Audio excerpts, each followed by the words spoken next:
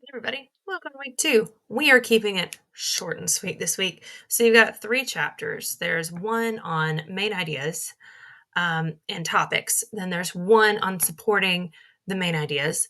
And then you have a chapter on spelling. So I want to briefly touch on a couple of stuff. First off, I need to say I really like your chapters this week. I don't have very much to add or anything negative to say at all whatsoever. There's some really good stuff in there this week, so definitely get what you can out of it. Now, I wanted to talk about spelling a little bit. So now listen, your book says all of this, well, some of this stuff. Your book tells you about computer spell checkers, but I've got some stuff to add. Now, for spelling. The computer spell checkers is great. You got one built into Word. There's one built into Google Docs if you're more comfortable with that. I need to tell you about Grammarly. Now, listen, Grammarly. I used to have my high school students all the time use Grammarly. Um, it also has a spell checker, and it does it in places that like Google and not Google, that Google yes, Google Docs and Word don't, like on websites and things like that. However, I need to caution you because Grammarly uses AI to do their sentence revisions and their spell checks. So if you use Grammarly, it's very possible that the AI flagger will flag your work. I know that AI is a new software. I know that we're trying to figure everything out with the use of AI, blah, blah, blah, blah, blah. Please don't have AI do your work because you won't learn anything. And the goal is learning, not completion, right? So I wanted to tell you about Grammarly, but I also wanted to give you the warning that Grammarly could get you in trouble academically if it triggers AI detectors. I know of one case where I forget which university. I should have looked it up, but I didn't. But there's a case where a woman is facing expulsion from her university because she used Grammarly on an essay and it flagged her as AI created, and it wasn't. She just used it for like sentence revision. So just be careful with it. But I wanted to tell you about a tool that you could use if you so wanted. I also need to show you this. So there are 31 spelling rules in the English language. And if you have not seen these rules, it's probably because most of them have exceptions. And so some people feel like because there are exceptions to the rule that we should not explicitly teach the rules of spelling, that we should teach the exceptions instead. I am not about that rule. I'm about giving you all of the information I have available to me. Now, I will post this under your supplemental resources after I'm done with this video. But I wanted you to at least know that there were 31 rules that you could kind of use if you're one of the people that struggle with spelling, and you haven't yet gotten to that point where you know intrinsically enough about spelling to kind of correctly guess. Um, this might be very, very, very helpful for you because it talks about all of this stuff. I'm gonna go kind of slow. I'm gonna go slow, let you see a little bit um, as we scroll down through. But I do need to stress that most of these rules do have exceptions. So, like, there are going to be words that break the rules, and it's because of how English as a language developed. English is not one language, it is like three languages stacked on top of each other wearing a trench coat. Like we started off as a Germanic tribal language, and then we went and hung out with like Latin and Roman and Greek and French and all of this other stuff. So like over time, English has been heavily influenced by the languages around it, to a point where we still have a lot of Germanic tendencies from when we were a Germanic tribal language, but we have articles, which is not something that exists in the German language. And I'm getting nerdy on you. I'm sorry, but just so as you know, it's messed up because it's messed up. English is complicated because English as a language can't make up its mind what it wants to be when it grows up. So anyway, so I'm going to post this down for you. This is so easy. It's a simple Google search. All you need to know in life is that there are spelling rules, and you can find this again. Easy. That's it. Let's see, what else did I want to tell you? So it was spelling. Move my face over so I can get my present button. Okay. Main ideas versus topics. So I want you to think of like a topic as something like broad and general. So like if somebody said, what's your favorite food group? And you just said cheese. That's not, I have no idea. But like a main idea would be like, for example, right here, I enjoy pepper jack macaroni and cheese. That would be very specific.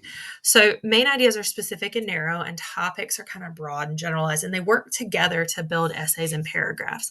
So like in your book, it talks about like it gives you this like little snippet on veganism, and it says that like the topic is going to be a vegan diet, right? But like specifically, the paragraph was about how if you follow not vegan, vegetarian, same diff.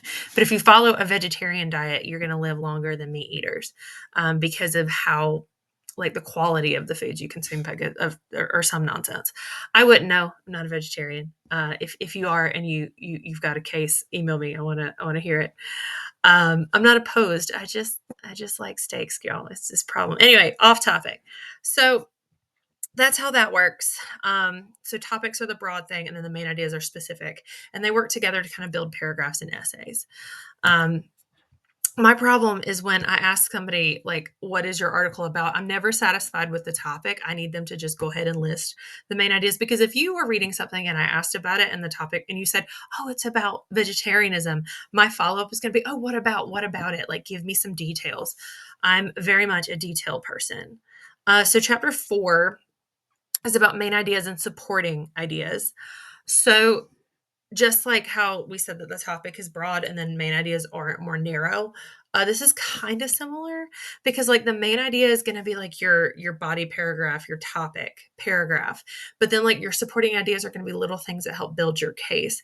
So they're going to be something related to the main idea that kind of helps you prove your point or justify your stance or give you evidence for why you believe a certain thing. So like a lot of times supporting ideas are going to involve pieces of evidence and citations and things like that. And we're going to talk about how to do all that later in the semester. So I don't want you to stress out about it just now. Just know that it's coming. Facts, quotes, images, and how to give credit for those from where you got them from. And then my last, I have a note for myself that I need to go show you how to mark and annotate text. So let me just really quickly go show you that. So this was in your textbook, but I wanted to draw your attention to it even more if I could. So it tells you that annotating is the quickest way to organize what you've read. Most of this works for physical media, but I need you to know that um, some things that you can do in your book that I discovered just by accident. If you like click and drag, you can highlight your stuff. And that's really exciting. And I'm pretty sure you can do some annotation as well in your textbook. So definitely use this feature if you're going to be visiting this again. But just like I said last week, it's not going to do you any good to make notes to annotate your text if you're never going to go back to it. So do what's going to work for you. But all of these things are really good ideas for physical media and for learning stuff. But remember what I said about memory. You've got to see it repeatedly for it to stay. So these two at the end, I wanted to draw special attention. Writing notes in the margins to draw your attention to a point in a paragraph. I did that a lot when I was writing. So what I would do, when I was researching a topic, I would print out my articles. And I understand that that's a luxury that not everybody has or are able to do, especially since this is an online class. You may not have access to a printer, but if you can, print out your articles and then write notes in them. So like I would say, I want to use this.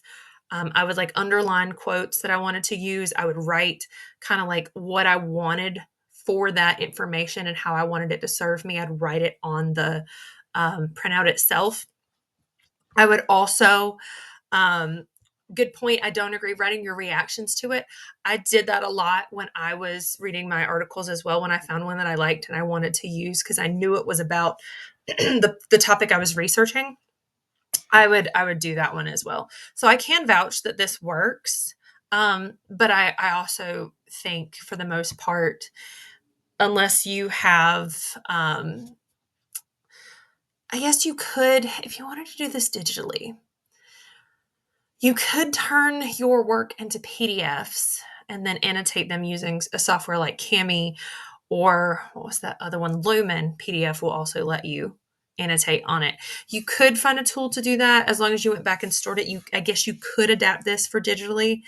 But yeah, just do what works for you. Just do what works for you. I just wanted to make sure you knew that I do want you to annotate your sources if you can, because it is helpful. I promise I wouldn't tell you if it didn't work. Trying to think if there's anything else. I think that's about it for this week. If you have any questions about anything that it talks about, we're going to talk about outlining some more later when we start talking about organizing your essays. Um, I actually have, I don't think it's in this week's stuff, but when we get there, I have an interesting way of writing essays. I do mine backwards because I find it's more effective. And we'll talk about that closer to once we get to that chapter. We're not quite there yet. Just know that I have a treat for you. Um, anyway, I think that's it. If you guys have questions, drop me a line. I, post on the announcement forum. I need to make a question spot for you. I'll see if I can do that after this video. Anyway, I hope you have a lovely week, and I will see you all next time.